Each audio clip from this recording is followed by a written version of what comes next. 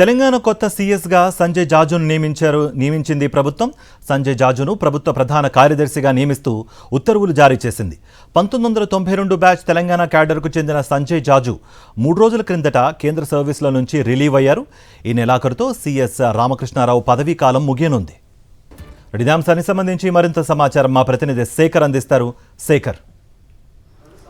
కార్తిక్, తెలంగాణ రాష్ట్ర ప్రభుత్వం కొత్త చీఫ్ సెక్రటరీని నియమించుకుంది. ప్రస్తుతం రామకృష్ణరావు ఈ నెల 30తో పదవీ విరమణ పొందుతున్నటువంటి నేపథ్యంలో సంజయ్ జాజు ఈయన తర్వాత ఉన్నటువంటి సీనియర్ టీ లిస్టులలో సంజయ్ జాజు ప్రస్తుతం ఈయన ఢిల్లీలో మొన్నటి వరకు సేవలు అందించారు. 3 రోజుల క్రితమే ఢిల్లీ కేంద్ర పౌర సరఫరాల శాఖకు సంబంధించి అట్లాగే రక్షణ ఉత్పత్తులకు సంబంధించినటువంటి డిపార్ట్మెంట్లకు ఆయన పనిచేశారు. అట్లాగే జాతీయ రహదారులకు సంబంధించినటువంటి దాంట్లో కూడా ఆయన డైరెక్టర్గా పనిచేశారు. దాదాపు 10-12 సంవత్సరాల పాటు కేంద్ర సర్వీసులో ఉన్నటువంటి సంజయ్ జాజు డైరెక్ట్గా చీఫ్ సెక్రటరీ హోదాలో తెలంగాణ రాష్ట్రానికి వస్తూ ఉన్నారు. 30వ తేదీన ఆయన పదవి బాధ్యతలు తీసుకొనున్నారు. ఇక సంజయ్ జాజుకు తెలంగాణ క్యాడర్కి సంబంధించినటువంటి ఐఏఎస్ అధికారి, ఉమ్మడి ఆంధ్రప్రదేశ్లో ఆయన కీలకమైనటువంటి బాధ్యతలు నిర్వర్తించారు. ముఖ్యంగా జిల్లాలలో కలెక్టర్గాతో పాటు విశాఖపట్నానికి ఆయన మున్సిపల్ కమిషనర్గా పనిచేశారు. అట్లాగే జిహెచ్ఎంసీకి కూడా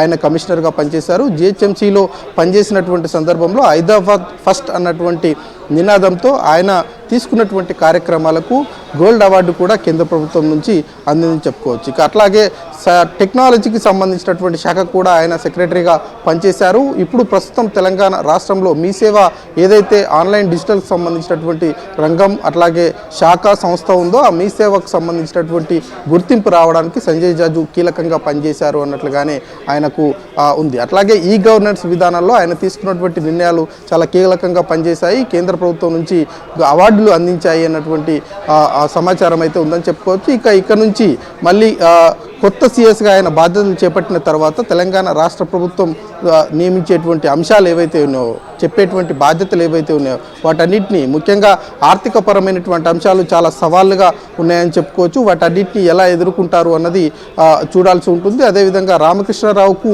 మరొక బాధ్యత ఇస్తారు అన్నటువంటి చర్చ కూడా ఉన్నటువంటి నేపథ్యంలో ఆయనకి ఎలాంటి బాధ్యతలు ఇస్తారు అన్నది చూడాల్సి ఉంటుంది. ఇక దీంతో పాటు ఫారెస్ట్ చీఫ్ కన్జర్వేషన్గా వినయ్ రెడ్డిని అక్కడ కూడా హోదాకు సంబంధించినటువంటి విషయంలో చాలా వరకు రాజకీయాలు నడిచాయి, పోటీ ఏర్పడిందని చెప్పుకోవచ్చు. కానీ ముఖ్యమంత్రి రేవంత్ రెడ్డి సీనియర్ ఎవరైతే ఉన్నారో వాళ్ళకే బాధ్యతలు అప్పగించినట్లుగా మనకు ఈ ఉత్తర్వులు చూస్తే అర్థమవుతుంది. అటు చీఫ్ కన్జర్వేషన్ ఆఫీసర్గా వినయ్ రెడ్డిని అట్లాగే చీఫ్ సెక్రటరీగా సంజయ్ జాజును నియమిస్తూ ప్రభుత్వం ఉత్తర్వులు జారీ చేసింది. Karthik, thank you Shekhar.